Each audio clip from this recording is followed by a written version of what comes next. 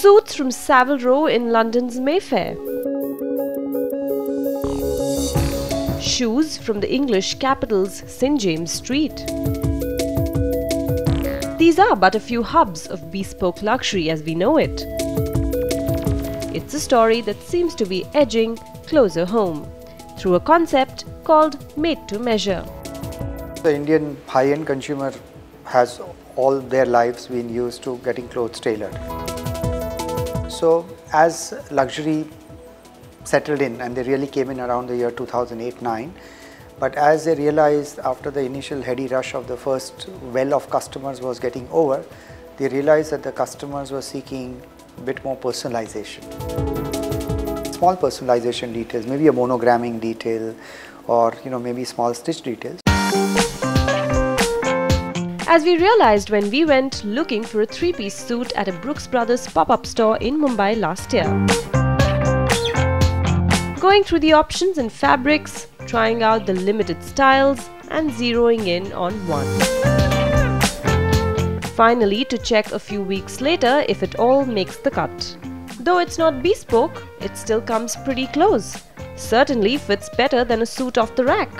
And it should, because you pay about 20 to 25% over that price tag. The Indian body type is not suited for a ready-to-wear product. Often you need a jacket of one size and a trouser one size, and as a retail operation you can't really break your set. So that's why they realized that made-to-measure could be the answer and the solution to all of this. A large portion of the business for luxury brands for menswear is made to measure as opposed to ready to wear. And that's what the numbers say. Of a 1300 crore rupee market for luxury apparel and accessories, customized services make up 15%. And it's growing. In 2012, only a handful, just 3 to 4 brands offered made to measure services. Today there are 18 brands in the business. And how are they doing? For Xenia, it's a third of their business. Canali, a fifth. And for Corneliani, a sixth of their India business is made to measure. North, where weddings are very strong, this service is doing pretty well with us. We are doing almost, you can say 10 to 12% of total turnover, and we are targeting up to, you can say 20% for the coming years. With the Mandarin jackets, I see there's a great potential with this type of jacket on this market. We've included this into our made-to-measure service, this way giving the client an even more vast opportunity of personalizing their own clothes. And then there's a brand like Kiton that entered India last year, offering only made-to-measure services by appointment, not in a store but in luxury hotel suites. It's not a volume business for us, it's a value business. Introducing the made-to-measure service first for us at Keaton helps us test the waters, helps us understand the body type better, helps us understand what are the fabrics that work, what is the fit that works, to better suit our product or better tailor our product for the market in India. So when we do come up with a boutique in the next 12 months or so, we have the right solution to offer customers. I don't think a brand which attempts to come in only through a made-to-measure service, without a store, without the touch, feel, etc., will really grow. They are to that extent just experimenting with the market, but they are not developing roots in this market. It's very difficult to get an abstract feel of the brand, okay, for an Indian consumer which has not been exposed to these brands. Brioni was here, of course.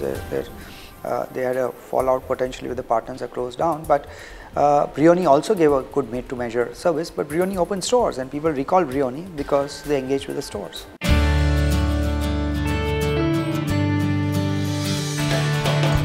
In fact, taking the MTM service a notch higher with its core expertise in fabrics, Xenia has introduced a new service where it weaves the fabric of your choice and your name is woven on the selvage. Taking their cue, premium brands are also jumping onto the made-to-measure bandwagon. Raymond's has special made-to-measure outlets.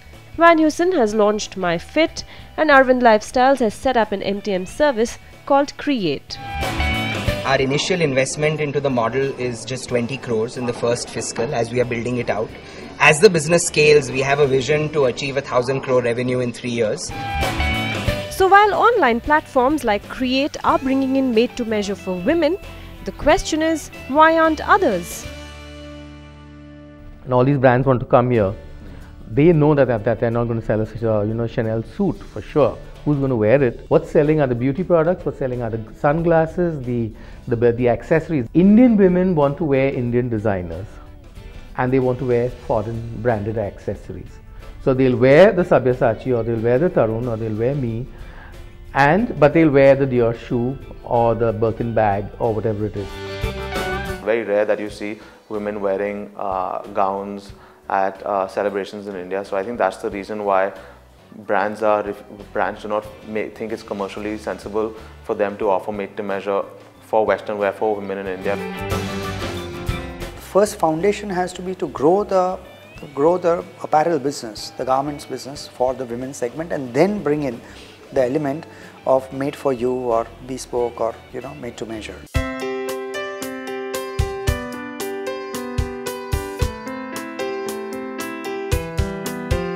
So the verdict on why brands are not willing to enter the made-to-measure space for women is pretty clear. The fact that our climate doesn't allow them to wear a suit, and Indian wear is usually the choice for most women for special occasions. But then there are enough women out there who enjoy wearing that crisp shirt for a formal setting or, of course, to work.